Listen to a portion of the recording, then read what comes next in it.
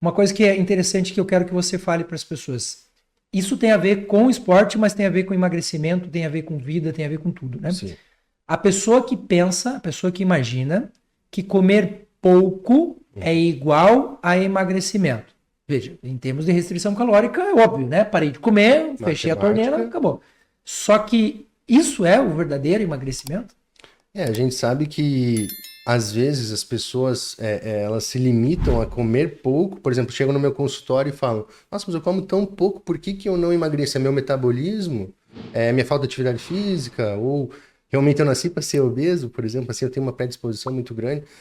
Eu sempre falo assim: o que você está comendo? A qualidade desse alimento, o que você está ingerindo, né? Porque assim, o emagrecimento é um cálculo, beleza? Só que tem N outros fatores que vão contribuir para que seja um processo favorável, né? Então, eu acredito que as pessoas, às vezes, se elas colocarem na cabeça que se elas têm uma boa qualidade de alimentação, elas conseguem comer um volume de comida muito maior e ter um resultado de verdade, né? Então, às vezes a pessoa olha para minha dieta e fala: meu Deus do céu, mas eu vou engordar com essa dieta.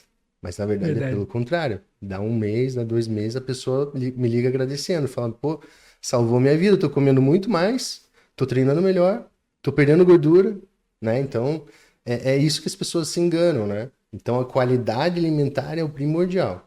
Eu né? tenho uma pergunta, porque se eu abrir aqui o meu Instagram, eu vou achar, eu fico salvando essas, o pessoal falando assim que metabolismo não muda dos 20 aos 60 anos. A alimentação só é cálculo de caloria. E eu vejo isso quase que como se fosse um mantra de alguns figurões dentro da... E obviamente que ganham legiões de seguidores, né? Com certeza. E eu fico preocupado com isso, porque existem pacientes e pacientes, existem formas de você lidar e existem hábitos que você ainda tem que adaptar, né? Genéticas e tudo. O que você pega e o que você entende disso? Eu acredito que é sempre um conjunto. Quando a gente pensa em nutrição, a gente sabe que é sempre multifatorial. Então, desde o cara ter o ritmo de atividade física adequado, tá, digamos assim, metabolicamente favorável, saudável, digamos assim. Então, não tem, por exemplo, um problema na tireoide, tá num grau de obesidade ou não, né? O que isso influencia muito no processo de quantidade de comida que a gente ingere. Quanto mais obeso, né? A gente tem que tomar cuidado com o tipo de alimento, né, que a gente ingere também. Então, eu acredito que é sempre um conjunto. Então, eu tento sempre pensar em todos os fatores e ir melhorando os principais pontos através da alimentação. Claro, né? Então, eu acredito que sigo muito dessa linha, assim, sabe? Mas eu acredito que é sempre um conjunto. Então, quando a gente fala em metabolismo, né, é claro que tem interferência ao longo da nossa vida, assim como, por exemplo, numa tireoide, por exemplo, mas realmente, se a gente se sustentar apenas nisso, a pessoa nunca tem resultado mesmo. Porque ela acredita friamente que isso é o que impede o resultado dela, e não é. Então, a gente tem que ajeitar a alimentação e mostrar para ela que é aqui que ela está errando, provavelmente. O metabolismo dela pode não ser favorável, ok, mas ela está errando aqui, no básico, na alimentação. Então é isso que eu tento passar para os pacientes, sabe? E aí eu vou trabalhando com eles, né? Ao longo do tempo eu vou mostrando, né? Tudo. Então eu acredito que é sempre um multifatorial, assim, né? Não é uma coisa só, né? Não. Porque às vezes a gente ouve alguns figurões. Você falou agora e eu me lembrei de um cara aí, cara grande até, da internet aí, maior do que eu, acho que tem 2 milhões, 2,9 milhões de seguidores. E o cara fala categoricamente isso.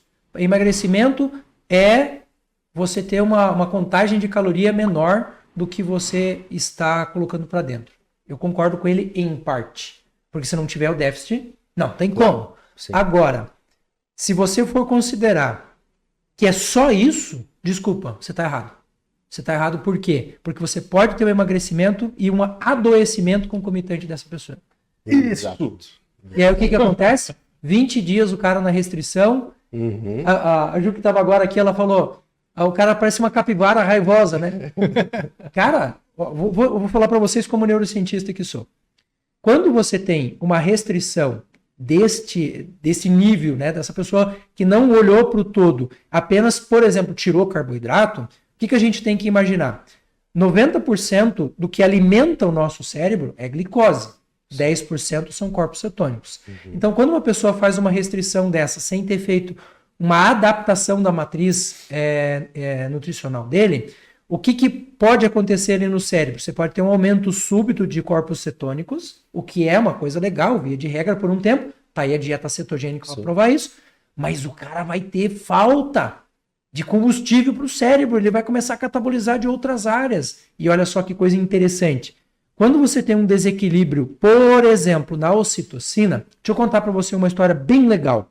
A ocitocina, ela tem uma descarga muito grande quando a mamãe tem o filho pela primeira vez e ela tem aquele impacto súbito de olhar para uma criança e se apaixonar imediatamente. Cara, a ocitocina ela é sensacional, só que existe um lado perverso na ocitocina. Sim. O lado perverso da ocitocina é que você começa a alimentar ódio por aquilo que você não gosta. Por exemplo, a pessoa... vocês são meus amigos. Aos amigos tudo, aos inimigos o rigor da lei, diz o ditado popular. Por vocês eu faço tudo, mas quando eu vejo meu inimigo se lascando, cara, que tesão de ver ele se lascando. Cara, é horrível pensar dessa forma. Mas quem está fazendo isso é a ocitocina. E quando a gente está numa restrição alimentar, a gente tem um aumento absurdo de ocitocina. E essa ocitocina pode, inclusive, diminuir áreas do nosso cérebro que são áreas inibitórias, que é aquilo que você estava falando antes, que é a minha capacidade de dizer, olha, até aqui é o meu limite, eu não quero mais, eu abri uma caixa de chocolate e vou pegar um chocolate, e aí aparece uma coisinha chamada compulsão alimentar. Que, cara, na boa, eu vou falar para vocês, eu, profissional da área de saúde, conhecedor que sou, já caí muitas vezes nisso. Eu também. Abri a maldita caixa de paçoca e comer a porra da caixa toda. Com certeza. Capivara raivosa? Tipo isso. Mas aí é que entra a parte do nutricionista no jogo, porque não é parar de comer, é você comer do jeito certo. E aí vem uma pergunta legal que a gente até tocou no outro podcast, mas eu quero que você se aprofunde. O maldito dia do lixo. Por que eu digo maldito? Porque você destrói uma semana inteira de trabalho por causa dessa porcaria desse final de semana. Facilmente. Muito comum final de semana estragar completamente uma semana bem feita. Então, primeiro que, assim, eu nem gosto, assim, de ter esse tipo de palavra, assim, dia do lixo, digamos assim. Eu sempre chamo de refeição livre, é a refeição, né? Então, dia do lixo a gente sabe que não existe, né? É refeição livre. Então, eu gosto de realmente deixar algumas refeições livres para o paciente, 1 a 2 por semana, eu acredito que cabe tranquilamente, a depender de cada paciente, claro. Mas cabe na rotina dele, só que não é o dia inteiro. Né? E eu sempre peço para ele manter o padrão estabelecido. O que seria o padrão?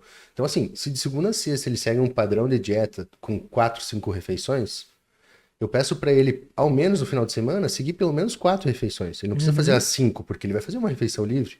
Então ele faz 4, é como se uma contasse por 2, entende? Por exemplo, deixa o jantar de sábado à noite para fazer uma refeição livre. Então ele fez 3 da dieta e uma refeição livre que contou por 2. Então eu gosto de trabalhar mais ou menos dessa forma. Eu sou bem flexível, assim, sabe? E eu acredito que isso não é o que impede resultado. O que impede resultado é o cara fazer o dia inteiro do lixo, né? Que ele come descompensadamente, ele fica beliscando, ele come o almoço fora, fica beliscando a tarde toda e de noite mais uma refeição livre. Cara, acabou. Estraga o resultado da semana. A gente sabe que é muito fácil a gente extrapolar as calorias com alimentos que são industrializados. Muito fácil. Então, se ele come uma dieta de 1.500 no final de semana, ele pode comer 4.000 num piscar de olhos. Né? Então, é algo que, assim, se a gente planeja certinho um déficit calórico ali semanal de 1.000, 1.500 calorias por semana, digamos que é muito saudável isso, né? Facilmente ele pode estragar. Né? Então, 3 refeições livres que ele faça, 4 refeições... por isso que eu peço para os pacientes sempre me avisarem, né? E anotarem às vezes que eles saem da dieta. E aí eles escrevem lá no diário. E aí eles mandam, depois assim, porque muitas vezes as pessoas esquecem. Tipo, eu saí na terça-feira, esqueci. Quinta eu saí um pouquinho. Sábado, domingo, saí bem. Aí ele chega na minha consulta e fala, eu comi final de semana, 2 refeições livres. Mas e terça e quinta que ele saiu também? Então é sempre o somatório, né? Então estraga a semana.